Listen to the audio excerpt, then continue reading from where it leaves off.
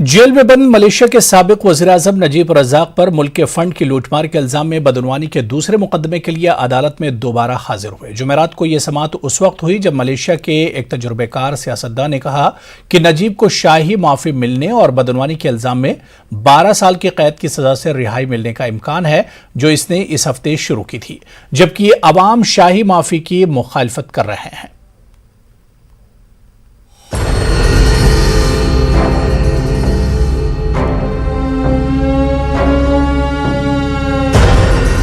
Jail में बंद Malaysia के साबिक वज़ीर-ए-आज़म नजीब रज़ाक ने बदعنوانی के इल्जाम में 12 साल कैद की सजा सुनाने के 2 दिन बाद जुमेरात को मुल्की फंड की चोरी के मामले में दूसरे बदعنوانی के मुकदमे के लिए अदालत में हाजिर हुए।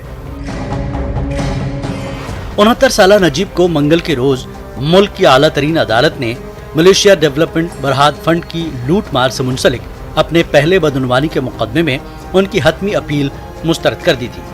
उनकी कैद इस स्कैंडल पर इंतखाबी माजूली के 4 साल बाद हुई है और बहुत से शहरियों ने इसे इंसाफ की फराहमी के तौर पर देखा है।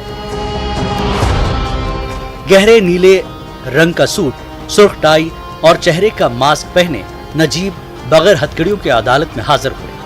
कबल उन्हें सख्त हिफाजती इंतजामात में पुलिस गाड़ी में कोर्ट कॉम्प्लेक्स में लाया गया था ताकि मीडिया के हुजूम से बचा जा सके। मौजूदा ट्रायल अगस्त 2019 में शुरू हुआ और ये सबसे अहम है कि ये नजीब को बराह रास्त MBD स्कैंडल से जोड़ता है, जिसने अमेरिका और कई दीगर ममालिक में तहकीकात का आगाज किया है। 1MBD एक तरक्याती फंड था जिसे नजीब ने 2009 में इख्तिदार संभालने के फौरन बाद कायम किया था। ये स्कैंडल 2018 के आम इंतखाबात में नजीब की यूनाइटेड मलाइज नेशनल ऑर्गेनाइजेशन या UMNO की माजूली का बायस बना, जो कि 1957 में बरतानिया से मुल्क की आज़ादी के बाद से इख्तिदार में थी। नई हुकूमत ने 1MBD की तहकीकात शुरू की, जो नजीब के दौर हुकूमत में रोक दी गई और नजीब और उनकी अहलिया को मुल्क छोड़ने से रोक दिया। अपनी सजा के बावजूद नजीब अपनी UMNO पार्टी में बाअसर हैं, जो 2018 के इंतखाबात जीतने वाली इस्लाह पसंद हुकूमत के खात्मे का सबब बनने के बाद इख्तिदार में वापस आई। नजीब सितंबर 2023 में होने वाले आम इंतखाबात में हिस्सा नहीं ले सकते जब तक कि उन्हें शाही माफी नहीं मिल जाती। उनके हामियों ने मुल्क के बादशाह से नजीब को शाही माफी देने के लिए रैली निकाली है, लेकिन मुखालिफिन का कहना है कि उन्हें अपनी सजा रहनुमाओं को रोकने के लिए अदा करनी चाहिए, जो समझते हैं कि वो अपनी ताकत का गलत इस्तेमाल कर सकते हैं। Bureau report, news 18 network.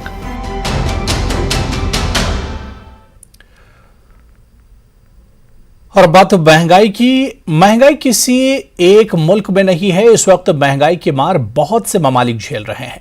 इनमें एक पाकिस्तान भी है, जहां सनत के माहिरीन के मुताबिक यूक्रेन में जंग और ईंधन की बढ़ती हुई कीमतों ने जिंदगी गुजारने की लागत को 25% तक बढ़ा दिया है। कुल वक्ती मुलाजमत वाले लोग अपनी जरूरियात पूरी करने के लिए जद्दोजहद कर रहे हैं और फूड बैंक से मदद मांगने वाले लोगों की तादाद में ये तादाद भी दोगुनी हो गई है। तो आप ये खास रिपोर्ट देखिए और मुझे इजाजत दीजिए। आदाब।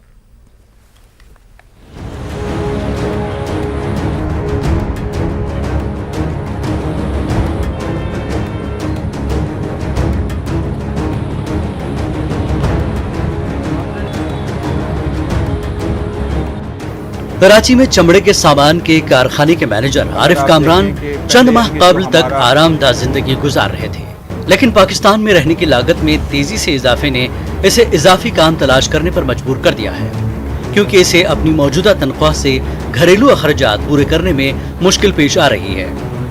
अगर आप देखें कि पहले यानी कि जो हमारा जो एक बजट बनता था नॉर्मली, अब उससे हमें 40% ज़्यादा इंक्रीज़ हो गया है, तो बहुत ज़्यादा परेशानी हो गई है। तो जो सैलरी थी वो इंक्रीज़ नहीं हो रही, लेकिन अब अपना हमने कैसे मैनेज करना है वो हमने अपना वही प्लानिंग कर रहे थे कि और कुछ नहीं, महंगाई को तो हम रोक नहीं सकते, लेकिन हम अपनी सोर्स ऑफ इनकम को इंक्रीज़ कर लें। तो अब मैं पार्ट टाइम जॉब के लिए मैं अब अप्लाई कर रहा हूँ। यूक्रेन में जंग के आगाज के बाद से मुल्क में खुराक की कीमतों में मुसलसल इजाफा हो रहा है। पाकिस्तान मुल्क से गंदम, सफ़ेद चने, जर्द मटर और दीगर अनाज दरामद करता है। आटे की कीमत जो इस साल के शुरू में 50 से 60 रुपए फी किलोग्राम थी, अब बढ़कर तकरीबन 110 रुपए हो गई है। मार्केट अभी देखें इंतहाई शूट कर गई। जो दाल चना हम आज से अगर देखते हैं पिछले डेढ़ महीने में या 2 महीने में उसको देखते हैं हम कि वो हम 140 रुपये में बेचा करते थे। आज मतलब है हमने गुज़िश्ता हफ्ते में या इस हफ्ते के से पहले हमने वो माल 220 रुपये तक बेचा है। तो ये कोई मामूली फ़र्क नहीं है। 80 रुपये किलो एक आइटम के ऊपर बढ़ जाना, ये बहुत बड़ा फ़र्क है। हुकूमत को इसकी ओर तवज्जो देनी चाहिए, क्योंकि ये दाल आइटम ऐसा है कि ये हर घर में रोज़ाना का इस्तेमाल है।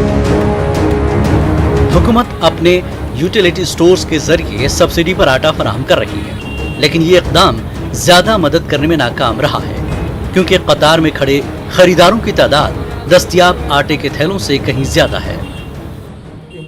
यूक्रेन रशिया की जो वॉर चल रही है, उसका कोई तकरीबन 20 से 25% तक कंट्रीब्यूशन आया है, जो हमने यहाँ पर देखा कि प्राइसेस जो आती थी, क्योंकि पाकिस्तान बाकी जगह से भी इंपोर्ट करता है। अब जब यूक्रेन का क्राइसिस आया और सनफ्लावर सीड जो है वो दुनिया में हेल्दी ऑयल समझा जाता है, उसकी जब आपकी सप्लाई शॉर्ट हुई तो फिर दूसरी जो चीज़ें थी ऑयल, जैसे आपका सोयाबीन है, आपका कैनोला है, इन चीज़ों के ऊपर इम्पैक्ट पड़ा।